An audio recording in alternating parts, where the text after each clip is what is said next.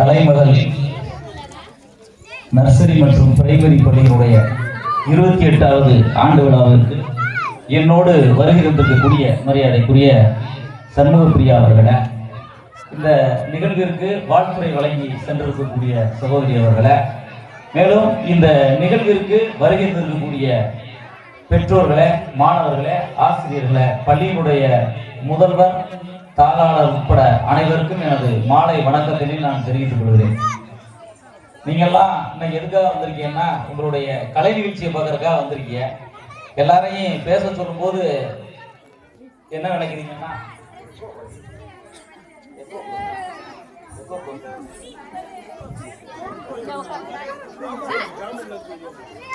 நீங்க எல்லாரும் உங்களுடைய குழந்தைகளுடைய கலை நிகழ்ச்சியை பார்க்க வந்திருக்கீங்க. என்னதான் நாங்க பேசினாலும் இன்னைக்கு ஹீரோ யாருன்னு கேட்டீங்கன்னா உங்களுடைய குழந்தைகள் தான். நாங்க என்ன பேசினாலும் நீங்க உங்களுடைய குழந்தைகளுடைய கலை நிகழ்ச்சி தான் பார்ப்பீங்க. அதனால என்னன்னா, உங்களுக்கு என்ன தோணும்னா, வரக்கூடிய பேச்சாளர் ஒரு 2 மணி நேரம் பேசுவாரோ அப்படின்னு உங்களுக்கு ஒரு எண்ணம் தோணும். அந்த மாதிரி பேசக்கூடிய ஆள் தான் நான். 2 மணி நேரம் பேசுவேன். ஆனால் உங்களுடைய பொறுமையை சோதிக்கக்கூடியவராக நான் இருக்க மாட்டேன். நான் ராமநாதபுரம் மாவட்டத்திலிருந்து வந்திருக்கிறேன். இவ்வளவு தூரம் நான் ஏன் காலையில 10 மணிக்கு கிளம்பினேன். நான் இப்பதான் வந்திருக்கேன். எதற்காக வந்திருக்கேன் தெரியுமா? இந்த பள்ளிக்கூடம் எங்கே இருக்கிறேன் எனக்கு தெரியாது. மேடத்தை நல்லா தெரியும், சாரை தெரியும், பையனை தெரியும். ஆனால் இந்த பள்ளிக்கூடம் எங்கே இருக்கிறேன்னு தெரியல. ஆனால் நான் வர்ற இடம் பூரா விசாரிச்சுட்டே வரேன். முதல்ல இந்த கோவில்பட்டி, எனக்கு தெரிஞ்ச கோவில்பட்டி சாத்தூர் கோவில்பட்டி தான் தெரியும். கோவில்பட்டின்னு இங்க ஒரு ஏரியா இருக்கிறதையே இன்னைக்கு தான் நான் தெரிஞ்சுக்கிட்டேன். தோரக்குறிச்சி பார்த்துருக்கேன், திருச்சி போயெல்லாம் பார்ப்பேன். ஆனால் அதைத்தான் நான் சொல்ல வந்தேன். இந்த கலைமகள் பள்ளி என்பது இது என்ன ஊரு? வலசுப்பட்டி.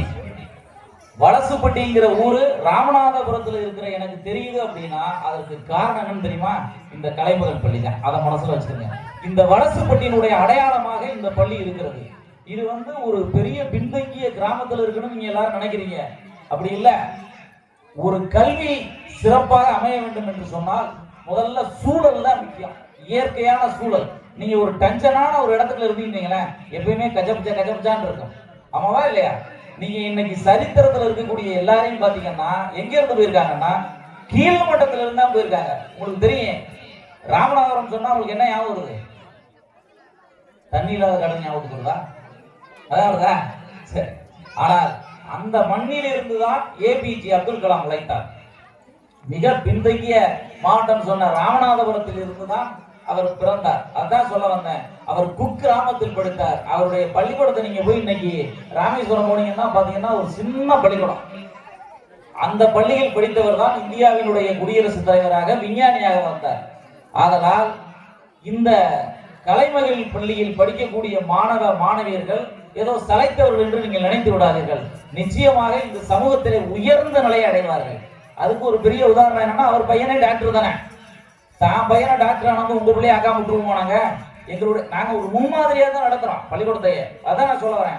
இந்த பள்ளியில் படிக்கக்கூடிய மாணவ மாணவியர்கள் நிச்சயமாக விஞ்ஞானியாக, மருத்துவராக, மிகப்பெரிய தொழிலதிபராக, அரசியல்வாதியாக என்ன செய்வாங்க? வருவாங்க. நீங்க ஒன்றும் கவலைப்பட தேவையில்லை. நீங்க நான் பேச உங்களுக்கு ஓடிக்கிட்டே இருக்கேன். இந்த ஆளு பேசிக்கிட்டே இருக்காரு. எப்ப மைக்கை விட்டுட்டு போவாரு, நம்முடைய கலை நிகழ்ச்சி எப்ப பார்க்கலாம்ங்கிற ஒரு எண்ணம் உங்களுக்குள்ள இருந்துகிட்டே தான் இருக்கேன். ஆனால் உங்களுக்கு நான் ஒன்றை சொல்லிக்கொள்ள ஆசைப்படுகிறேன். நீங்கள் அங்கிருந்து யோசிப்பது சரி. ஆனால் உங்களுக்கு வழங்கப்படாத, உங்களுக்கு மறுக்கப்பட்ட அத்தனையும் உங்கள் குழந்தைகளுக்கு வழங்கப்படுகிறது. ஒரு உதாரணம் தெரியுமா? இப்ப நீங்க அங்கிருந்து கருத்து சொல்ற நீங்க உங்கள்ட்ட மைக்க கொடுத்தோம், நீங்க 1/2 மணி நேரம் இப்போது சிறப்புரை ஆற்றுவார்னு சொன்னீங்கன்னா ஆற்றுவீங்களா? அங்க இருந்துட்டு கமெண்ட்ஸ் பண்றது ஈஸி. இந்த மேடையின் முன்னால் இருந்து கொண்டு ஒரு வாழ்த்துறை வழங்குவது என்பது துப்பாக்கி முனைகளை விட கூர்மையானது. ஆனால் உங்கள் குழந்தைகள் அப்படி அல்ல. ஏனென்று சொன்னால் இப்பொழுது பரதநாட்டியம் ஆடிய மாணவ மாணவிகளே அதற்கு பெரிய சாட்சி.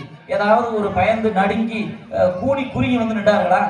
இல்லை. அதற்கு காரணம் மிகச்சிறந்த ஆசிரியர்கள். ஒரு மாணவனை உருவாக்குவது என்பது ஆசிரியருடைய கையில் இருக்கிறது. குறிப்பாக அந்த பள்ளி நிர்வாகத்தினுடைய கையில் இருக்கிறது. அவர்கள் இவ்வளவு பெரிய மேடை அமைத்து உங்கள் குழந்தைகளுக்கு என்ன செய்யறாங்க? இவ்வளவு பெரிய வாய்ப்பு கொடுக்குறாங்க. உங்களோட பொருளாதாரம் இருக்கலாம், வசதி இருக்கலாம். ஆனால் இப்பேற்பட்ட மேடை உங்களுக்கு கிடைக்குமா என்று சொன்னால் நிச்சயமாக கிடைக்காது. அதைத்தான் நான் சொன்னேன். உங்கள் குழந்தைகளுக்கான வாய்ப்பு இந்த பள்ளியில் என்ன செய்யப்படுகிறது? வழங்கப்படுகிறது. இந்த பள்ளியை நீங்கள் என்ன செய்யணும்? நன்கு பயன்படுத்திக் கொள்ள வேண்டும். பாத்தீங்கன்னா இது ஒரு மெட்ரிகுலேஷன் பள்ளியா என்ன பண்ணிட்டாங்க, தரம் உயர்த்திட்டாங்க. உண்மையிலே அவங்களுக்கு என்னுடைய பாராட்டுதலும் நன்றி. ஏன் அப்படின்னா அவங்க சார்ந்திருக்கக்கூடிய இந்த பகுதியில ஒரு மெட்ரிகுலேஷன் பள்ளியை தரம் உயர்த்தி உங்களுடைய குழந்தைகளுக்கு இவ்வளவு வாய்ப்பை கொடுத்துருக்காங்க. இப்ப இந்த பள்ளிக்கூடம் இல்லைன்னா நீங்க நிச்சயமா ஒரு 5 கிலோமீட்டரோ 10 கிலோமீட்டரோ என்ன செய்யணும், வேற ஒரு ஸ்கூல்ல தான் நீங்க என்ன செய்யணும், பயணம் பண்ணணும். இன்னைக்கு இருக்கக்கூடிய சூழல் பெண்களுக்கு ஒரு பாதுகாப்பான சூழல் இருக்கா? இன்னைக்கு பெண் குழந்தைய லைட்டா அப்படி விட்டுட்டு வர்ற மாதிரி இல்ல. டெய்லி நீங்க செய்தியை திறந்தீங்கன்னா ஏதாவது ஒரு பிரச்சனை நடந்துகிட்டே தான் இருக்கு. அதனால தான் சொல்கிறேன், வலசுப்பட்டியினுடைய அடையாளமாக இந்த பள்ளி இருக்கிறது. இந்த பள்ளியை நீங்கள் என்ன செய்யணும், சரியா பயன்படுத்திக் கொள்ளணும். பயன்படுத்திக் கொள்வது என்பது எப்படி? இந்த பள்ளிக்கூடம் இதோட நிக்கணுமா? அப்படி அல்ல. உங்களுக்கு அருகில் இருக்கக்கூடிய குழந்தைகளை இந்த பள்ளியில் நீங்க என்ன செய்யணும், சேர்க்கின்ற பொழுது இது ஒரு மெட்ரிகுலேஷன் மேல்நிலை பள்ளியாக தரம் உயர்த்தப்படும். நிச்சயமாக இந்த குழந்தைகள் இந்த பள்ளியில் படிக்கக்கூடிய மாணவ செல்வங்கள் என்னவாங்க, ஒரு பெரிய விஞ்ஞானிகளாக மருத்துவர்களாக வருவார்கள். அதை விட முக்கியம் என்ன தெரியுமா, இதுல படிக்க ஒரு நாளை கலெக்டரா கூட வரலாம். அவர் எனக்கே வந்து ஆர்டர் போற இடத்துக்கு கூட என்ன செய்யலாம், உங்களுடைய குழந்தைகள் வருவதற்கான வாய்ப்பு இருப்பது என்பதை நீங்கள் என்ன செய்யக்கூடாது, மறந்து விடக்கூடாது. உங்களுக்கு அருகில் இருக்கக்கூடிய குழந்தைகளை நீங்க என்ன செய்யணும், இந்த பள்ளியில நீங்க என்ன செய்யணும், சேர்க்கின்ற பொழுதுதான் பள்ளி தாராளத்துக்கு ஒரு பூஸ்ட் வந்த மாதிரி இருக்கும். இப்ப நீங்க கவனிச்சீங்களா, ஒரு கடையில யாருமே நடக்கலைன்னு நம்ம என்ன செய்வோம், ஏன்னா ஓடாத கடையில யாருக்கு டீ ஆத்திரி நம்ம கேட்போமா இல்லையா? அது மாதிரிதான் நீங்க இந்த அருகில் இருக்கக்கூடிய குழந்தைகளை எல்லாம் இந்த பள்ளியிலே சேர்க்கின்ற பொழுதுதான் பள்ளி தாராளருக்கு உற்சாகம் பிறக்கும். ஐயோ இதோட நிக்க கூடாது, இதை அடுத்த கட்டமா என்ன செய்யணும், கொண்டு செல்லணும் அப்படின்னு நினைக்கணும். அந்த சூழலை உருவாக்குவது என்பது பெற்றோர்களாகிய உங்களுடைய கைகளில் தான் இருக்கிறது. அதை விட முக்கியம் என்ன தெரியுமா, உங்களுக்கே தெரியும், இந்த பள்ளியினுடைய தாராளர்களை பார்க்க முடியாத சூழல் இருக்கா?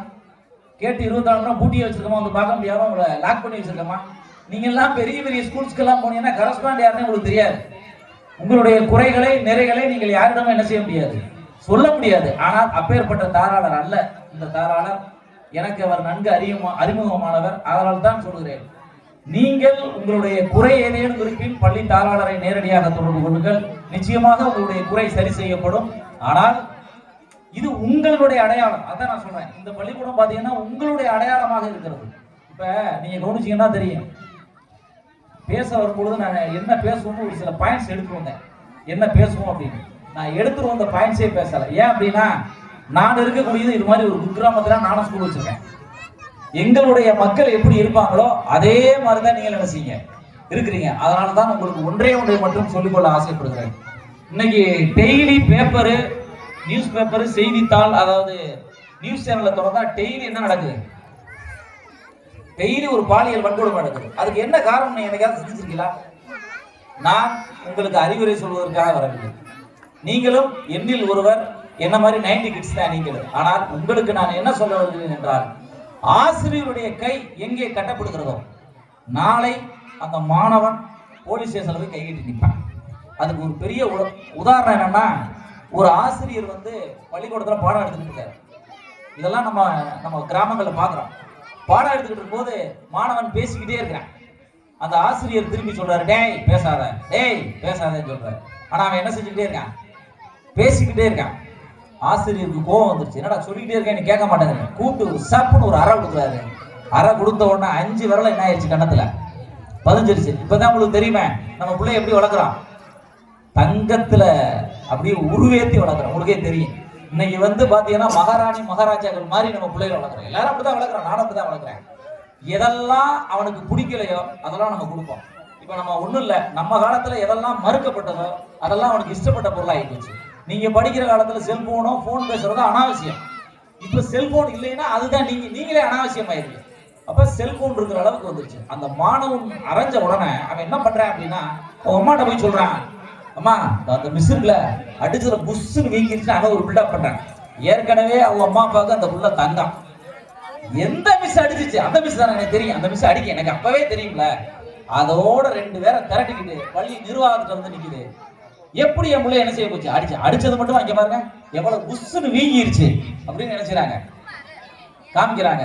பள்ளி நிர்வாகம் தவிக்கும். ஏன் அப்படின்னா இது எதுக்கு தேவையில்லாத வேலை, அந்த ஆசிரியர் அடிக்காமே இருந்துக்கலாமே. உடனே என்ன செய்வோம், நம்ம கூப்பிட்டு எப்பா பிள்ளைய அடிக்க கூடாது, ஒழுங்கா என்ன செய்யணும் பாத்துக்கிறோம். பேரண்ட்ஸ் ஒரு காம்ப்ரமைஸ் பண்றோம். இனிமே இது மாதிரி நாங்க என்ன செய்ய மாட்டோம், அடிக்க மாட்டோம், உங்களை நல்லா பாத்துக்கிறோம் அப்படின்னு சொல்லிட்டு காம்ப்ரமைஸ் பண்றோம். அது மட்டும்தான் உங்களுக்கு தெரியும். அடுத்த நாள் அதே கிளாஸ் நடக்கும், அதே மாதிரி பேசிக்கிட்டு இருக்கான். டீச்சர் என்ன செய்யும், போர்டில் எழுதி போட்டுக்கிட்டே அவனை திரும்பி பார்க்கும். இவனை கண்டிப்பாமா வேணாமான்னு பார்க்க. வேணாம் எதுக்கு, இது நம்ம ஏதாவது கண்டிச்சோம்னா ஏதாவது அவன் டீச்சரை மறைச்சு பார்ப்பான். அவன் டீச்சரை மறைச்சு பார்ப்பான். எங்க நீ அடிச்சு பாரு, தைரியம் இருந்தா அடிச்சு பாரு. நேற்று தானே எங்க அம்மா கூட்டு வந்து உனக்கு பஞ்சாயத்து பண்ணேன், நீ இன்னைக்கு நீ அடிச்சு பாரு, நான் இன்னும் 10 பேரை கூட்டு வந்து உனக்கு பஞ்சாயத்து பண்ணுவோங்கிற நிலையில அவன் பள்ளிக்கூடத்துல ஆசிரியரை முறைக்கிறான். அப்ப முறைக்கும் போது என்ன ஆகுதுன்னா, ஆசிரியர் வந்து அவனை கண்டிக்கிறதோ திட்டுறதோ கிடையாது. அன்னையில ஆரம்பிச்சதுதான் அவனுக்கு பிரச்சனை. அதுல இருந்து ஆசிரியர் கண்டிக்கக்கூடிய இடத்தை விட்டு அவர் விலகி விடுவார். ஆனால் இந்த மாணவன் தவறுடைய எண்ணிக்கை அதிகமாகி நாளை மிகப்பெரிய குற்றவாளியாக வந்து விடக்கூடாது. அதனால் ஆசிரியர்கள் கண்டிக்கிறார்கள் என்று சொன்னால் நீங்கள் நிச்சயமாக அவர்களுக்கு என்ன செய்யணும், பக்க துணையா இருக்கணும். அதான் தேவையில்லாம கண்டிக்கிறாங்கன்னா நீங்க சொல்றது வேற. தேவையோடு கண்டிக்கின்ற பொழுது பெற்றோர்களாகி நீங்கள் அவர்களுக்கு என்ன செய்யணும், ஒத்துழைப்பு நல்க வேண்டும். அதான் நான் சொல்ல வந்தேன். இது ஒரு மிகச்சிறந்த பள்ளி. நீங்கள் இந்த பள்ளி என்ன செய்யாதீர்கள், தவற விட்டு விடாதீர்கள். இன்றே உங்களுக்கு தெரியும், ஆரம்பிக்கிற எல்லாமே எளிமையாகத்தான் ஆரம்பிக்கப்படும். பின்னாளிலே இது ஒரு மிகப்பெரிய வளர்ச்சியை அடையும். அதுல எந்த விதமான ஐயப்பாடும் இல்லை. ஏன் அப்படின்னு கேட்டீங்கன்னா, நான் வந்து பாத்தீங்கன்னா தமிழ்நாட்டில் ஒரு 12,523 தனியார் பள்ளிக்கூடம் இருக்கு. அந்த பள்ளிக்கூடத்தினுடைய பொதுச் செயலாளர் தான். இந்த பள்ளிக்கூடத்துக்கு பல பள்ளிக்கூடம் இருக்கு திருச்சியில. எனக்கு எத்தனை ஸ்கூல் தெரியும். நான் எதற்காக இங்கே வந்திருக்கிறேன் என்று நீங்க யோசனை பண்ணி பாருங்க. இன்னைக்கு பாத்தீங்கன்னா 5 மணி நேரம் பயணம் செஞ்சு உங்களுக்காக தான் வந்திருக்கேன். எதற்காக வந்திருக்கேன், உங்கள் குழந்தைகளை வாழ்த்த வேண்டும். நீங்க எப்படி உங்க பிள்ளைகளுடைய கலை நிகழ்ச்சியை சிறப்புன்னு பார்க்க வந்திருக்கீங்களோ அது மாதிரிதான் நானும் என்ன செஞ்சிருக்கேன், உங்களில் ஒருவராக நான் வந்திருக்கேன். அது ரொம்ப முக்கியம். 2வது, இந்த மண்ணை சார்ந்தவர்கள் இந்த பள்ளியை நடத்துகிறார்கள். அவர்களுக்கு இங்கே உள்ள மக்களை பத்தி தெரியும், இந்த மண்ணை பத்தி தெரியும். அவர்கள் தான் கற்ற கல்வியை இந்த ஊரில் இருக்கக்கூடிய தன்னுடைய குழந்தைகளுக்கு அவர்கள் வழங்க வேண்டும் என்ற உயரிய நோக்கத்தோடு இந்த பள்ளியை ஆரம்பித்திருக்கிறார்கள். அப்பேற்பட்ட கரங்களை நீங்கள் வலுப்படுத்துகின்ற பொழுது, ஒவ்வொரு ஆண்டும் நீங்க வலுப்படுத்தும் பொழுது இது அடுத்த கட்டத்தை நோக்கி பயணிக்கும். அப்படி பயணிக்கின்ற பொழுது நிச்சயமாக சொல்கிறேன், உங்களில் ஒருவராக சொல்கிறேன், உங்கள் குழந்தைகள் தான் மிகச்சிறந்த நிலையை அடைவார்கள் என்பதிலே எவ்விதமான ஐயப்பாடும் இல்லை. உங்களுடைய குழந்தைகளுடைய கலை நிகழ்ச்சியை நானும் உங்களில் ஒருவராக இருந்து பார்க்கிறேன். அந்த குழந்தைகளுடைய கலை நிகழ்ச்சி, அந்த பண்ணிருக்க மேக்கப்பை நீங்க பாத்தீங்கன்னா தெரியும் எவ்வளவு ஒரு இன்ட்ரெஸ்ட் அவங்களாம் இருக்காங்கிறது தெரியும். 2வது, உங்களுக்கு மறுக்கப்பட்ட அந்த வாய்ப்பு என்பது நிச்சயமாக நம் குழந்தைகளுக்கு இல்லை. ஏனென்று சொன்னால் அவர்கள் நடனமாடுவது விதத்திலே நீங்கள் தெரிந்து கொள்ள வேண்டும். ஒரு ஒரு குழந்தைய வந்து வீட்டுல போய் யாராவது தாத்தா வந்தா ஒரு பாட்டு படிக்க சொன்னா வெக்கப்படுவான். இன்னைக்கு அப்படி படிக்க மாட்டான். நீங்க என்ன விட்டாலும், நீங்க டான்ஸே இல்லாத ஒரு பாட்டை போட்டாலும் டான்ஸ் ஆடுறது தயாரா இருக்கான். ஏன்,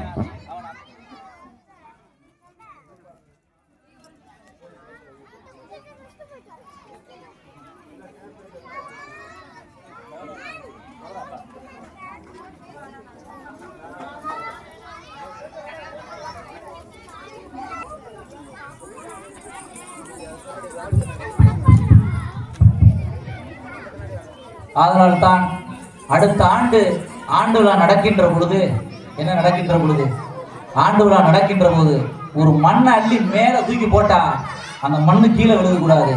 மக்கள் வெள்ளத்தில் இந்த பள்ளி அரங்கம் நிறைந்திருக்க வேண்டும். அது உங்கள் கையில் தான் இருக்கிறது. நானும் உங்களை போன்று வாழ்த்துவதற்காக ராமநாதபுரத்திலிருந்து வந்திருக்கிறேன். ஏன் வந்திருக்கேன்னு நீங்க பாருங்க. நீங்களாவது இந்த இருக்கிற 1 கிலோமீட்டர்ல இருந்து வந்திருக்கீங்க, உங்க குழந்தைக்காக வந்திருக்கேன். நான் உங்களுடைய மொத்த குழந்தைகள் சார்பா நான் வந்திருக்கிறேன். ஆதலால் இது உங்கள் பள்ளி, நீங்கள் விரும்புகின்ற பள்ளி. நிச்சயமாக சொல்கிறேன், இந்த பள்ளியில் படிக்கின்ற மாணவர்கள் உயர்ந்த நிலையை அடைவார்கள், உன்னத நிலையை அடைவார்கள் என்று சொல்லி உங்கள் குழந்தைகள் இன்னும் அதிகபட்ச தூரத்தை தொட வேண்டும். அதை உங்களில் ஒருவராக இருந்து வாழ்த்த வேண்டும் என்று கூறி எனக்கு வாய்ப்பு கொடுத்த அந்த பள்ளி நிர்வாகத்திற்கு நன்றி கூறி விடைபெறுகிறேன். நன்றி, வணக்கம்.